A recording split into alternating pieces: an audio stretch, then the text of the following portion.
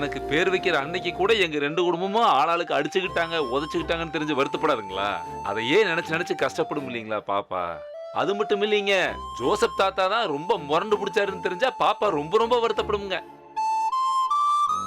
ஏனுங்க சந்தோஷமா லுலுலுன்னு பாட்டு பாடி பாப்பாக்கு ஒரு நல்ல பேர் வைங்க. முதல்ல அம்மா சொல்ற பேர் என்னன்னு கேட்போமுங்க. மத்ததெல்லாம் அப்புறம் பாத்துக்கலாமுங்க. பிடிக்கலன்னா பேர் மாத்திக்கலாம். பேருக்கு அமைஞ்சவங்க.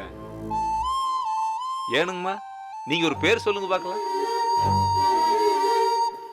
அத்தை, உங்க மனசுல இருக்கிற பேரை சொல்லுங்க அத்தை. அந்த பேரு ஜெனிக்கும் செழியனுக்கும் பிடிச்சதுன்னா அந்த பேரே இருக்கட்டும். முடிவு ஜெனி செழியனே எடுக்கட்டும். கரெக்ட்மா. எங்களுக்கு இதுல எந்த கருத்துமே இல்ல. பாட்டி பேர் வைக்கிறதா சொன்னாங்க. பாட்டியே வைக்கட்டும். பாட்டி எந்த பேர் வச்சாலும் எங்களுக்கு அது ஓகே தான். என்ன செழியா? ஆமா, எதுவா இருந்தாலும் ஓகே தான்.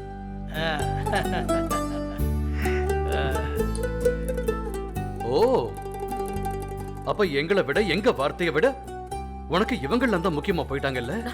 டாடி அப்படி சொல்லல. அண்ணா, நான் உங்கள்கிட்ட சொல்லணும்னு நினைச்சேனுங்க. நம்ம பாப்பாவை எவ்வளவு அடக்கமா தங்கமா வளர்த்திருக்கீங்க. ரொம்ப அருமையான குணமுங்கண்ணா. அதானே, புகுந்த வீட்டுக்கும் பெரியவங்களுக்கும் இப்படி மரியாதை கொடுக்கிற பொண்ணு கிடைக்கிறது அபூர்வம். ஆமாமாங்க, அம்மா சொல்றாங்க.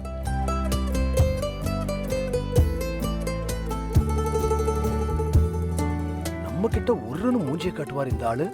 இந்த கும்பலை பார்த்ததும் சிரிக்கிறாரு. இந்த கும்பலை காசு கொடுத்து கூட்டு வந்தாளா?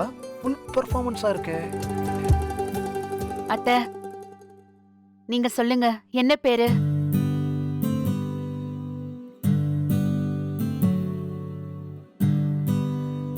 சொல்லு. என் கொள்ளு பேத்திக்கு நான் யாழினேன்னு பேர் வைக்க போறேன்.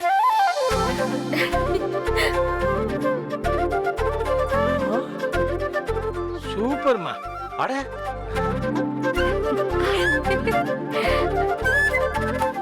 பியூட்டிஃபுல் நேம்மா.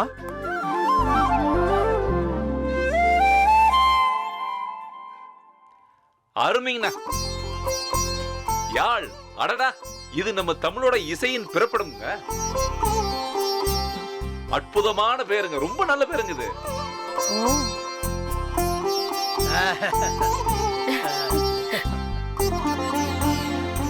நல்ல பேர் தான். என்ன ஜோசப்?